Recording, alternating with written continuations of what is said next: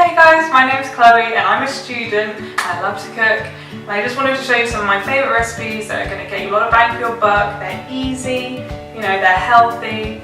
I just want to, help my fellow students out here. Okay, so today we're going to be making a German lentil soup. As I said, clean, it's healthy, loads of vegetables. It's going to go probably like 8 to 10 portions. It's going to be great. Okay, I'll show you. First thing you need is a very large pot and something to stir with. 2 onions, white, peeled and chopped. This is 5 carrots, just again roughly chopped. Some celery. This is about 5 stalks. About 2 cans of green lentils. 10 rashers of streaky bacon. I only picked this because it was the cheapest cut of bacon that was available in Sainsbury's, but each to their own. 10 frankfurter sausages. You can use a different kind, but I would recommend this because it's not going to give you a load of fat that you're going to have to skim off your soup later. It's about 2 large potatoes just chopped up. We need some oil to saute some of our vegetables, some salt and pepper, a pinch of nutmeg. This one's optional, but I just like the taste. Have about 2½ cubes of chicken stock. I quite like mine soupy, so I tend to add an extra ½ cube and just add on the water, but you're also welcome to use less and less water. Okay, first things first, we're going to take our oil, whack that in the pan, and just put it over a medium heat. Okay, so now that our oil's hot, we're going to take our bacon and just whack that in. You actually need a lot of oil in the pan because the bacon's actually going to release a lot of fat anyway. I just like to put an extra bit in because we are cooking all our vegetables in this pan and I want everything to be, sufficiently covered.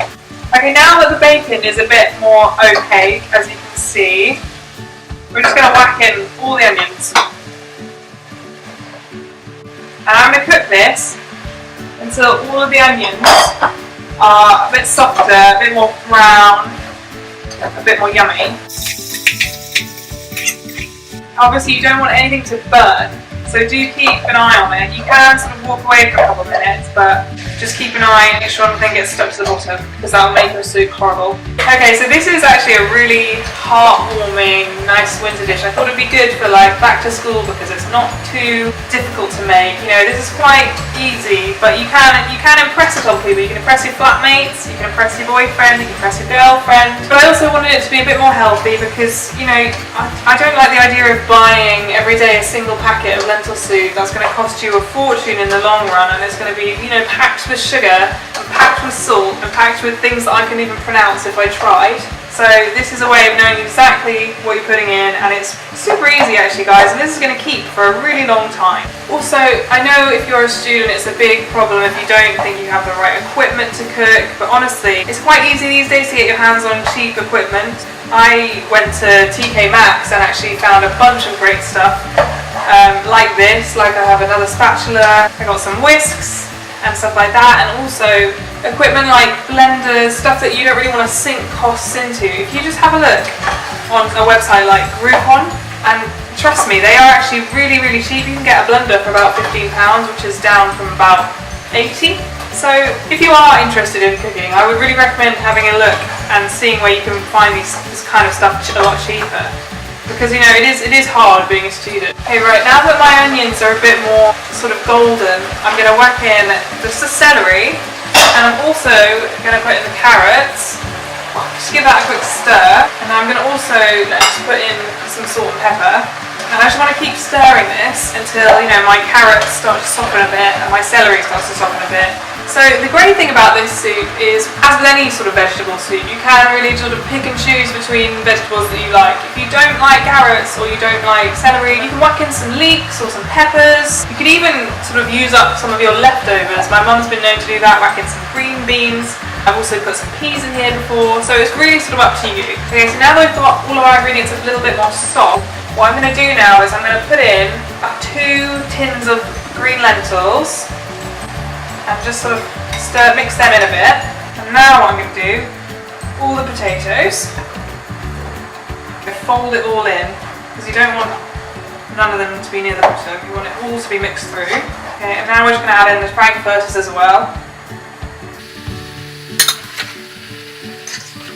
Now I've got 2½ cubes of chicken stock. If you're really pro, you can make your own stock, but I'm not prepared to do that. And I've got a pinch of nutmeg, and that's going to go in as well.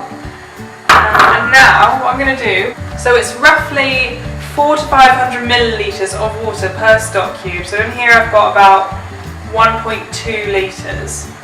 You obviously can use a bit less, but I quite like my soups quite soupy. And all of that just goes in. Now, make sure you give it a good mix and make sure all of those chicken stock cubes are dissolved.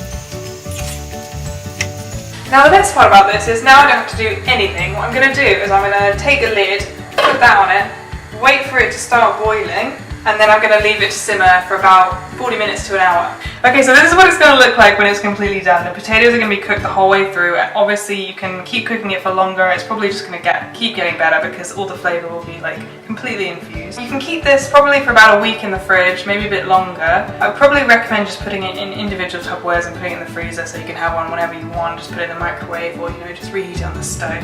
Yes, I'll be making new videos every week. Please feel free to like, comment, subscribe, follow. Yeah, all the recipes I'm going to be doing are going to be, you know, budget friendly, all student friendly, all pretty healthy, I hope. So yeah, please like, follow, subscribe for more.